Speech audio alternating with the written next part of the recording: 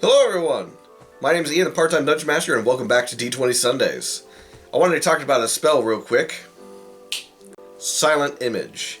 I used this spell in the past when I played a rogue in Pathfinder. I used, I want to say it was when I got Shadow Dancer levels, or it might have been something else, but I got the ability to cast Silent Image and Ghost Sound, and I used the two of them in combination to make a duplicate self of me that would go and disrupt, the enemy's combat, try and mess with them, and then I would sneak in and, strike at them or do other things. Essentially, make them a bit more confused when they were fighting me in the group.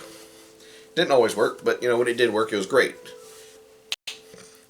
But that was the thing. It's like, I created an image of myself with Silent Image, and then I used Ghost Sound on top of it to essentially make it sound like it's actually there. I also did other things where I make like this spooky spectral thing that's screaming horror as it, shoots down the halls, essentially, terrifying anything that, saw it. And, it's like, my spell save wasn't that great, but, when we were going against very dumb creatures, it worked phenomenally. I remember scattering a group of kobolds that were like, the fuck is that? Oh, good times.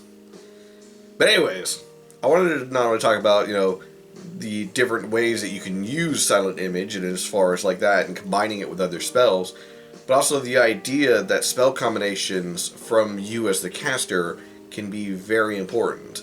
You see, Silent Image requires concentration, if I recall correctly, but Ghost Sound didn't, and that was a very key thing. The fact that I could cast one that required concentration and then like throw another spell on top of it helped immensely.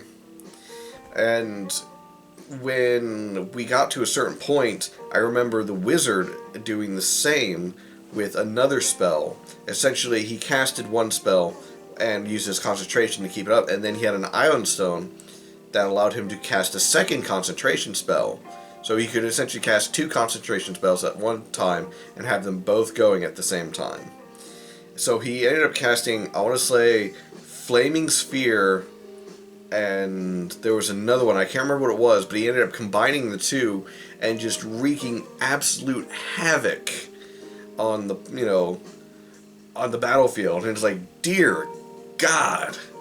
But it's the idea of combination spells. The idea that two spells that work well enough together that you can cause them to create massive amounts of mayhem. Of course, you'd have to, make sure this is good with your dungeon master.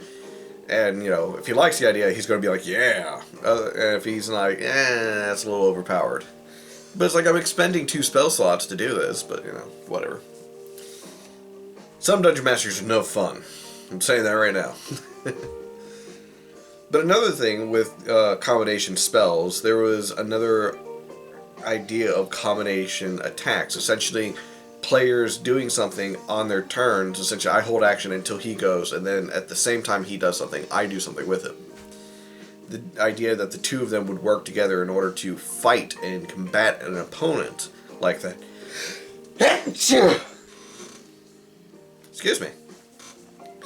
The fact that they would work together and fight an opponent like that by essentially combining their abilities or, attacking in tandem to catch them off guard, that always appealed to me as a dungeon master because it reminded me of the idea that as a party you're supposed to work together. You're supposed to fight together. You're a team. You might not always get along, but you're a team, and if you're not fighting together, you're going to lose. You get caught alone, you're screwed. But if you're caught with your group, well, you got a better chance.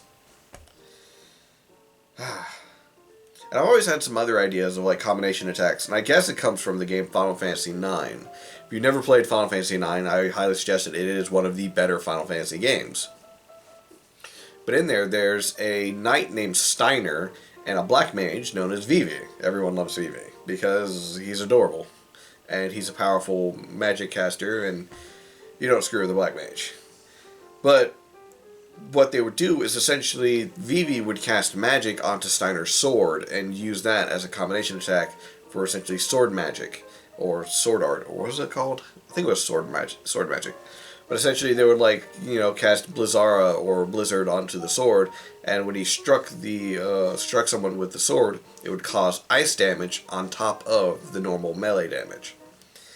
And I guess the idea of combination attacks, ever since I played that game, have always appealed to me because it's the idea, like I said, of people working together to produce something much more powerful that they couldn't produce on their own.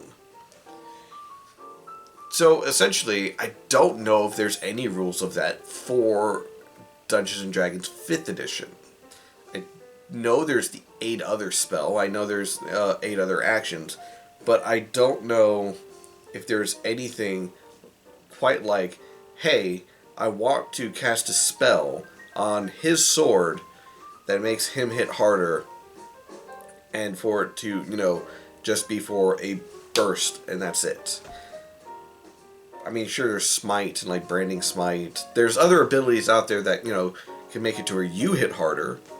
But as far as like combination spells, combination abilities, I remember in Pathfinder and older editions they had like teamworking feats and teamworking skills, but they don't have that in 5th edition if I recall correctly.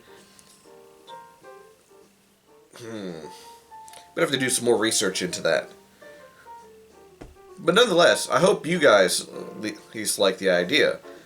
If you have any ideas for like, how to best do a combination ability, like, a berserker using his rage and he's being aided by the wizard who's essentially causing him to becoming a charging elemental of some form without killing the barbarian. I don't know, like engulfing him in flaming sphere without killing him. To where he's just a charging ball of flaming rage that, goes through the enemies and, burns them before he hacks them up with his axe or bashes them with his hammer or whatever. But that's the idea. Essentially, the party using their spells and their abilities together to, cause the most damage as possible, but at the same time not having it either A, always be available, or B, not so overpowered that, it's just going to one-shot whatever. But it's gonna hurt whoever it hits. That would actually be kind of a fun project, now that I think about it. I think I'm going to try to work on some myself. Anyways, that's what I want to talk about for this D20 Sundays. The idea of combining your spells and abilities with the spells and abilities of other players in order to do combination maneuvers in order to get the most bang for your buck. Anyways, I'll catch you guys next time. Laters.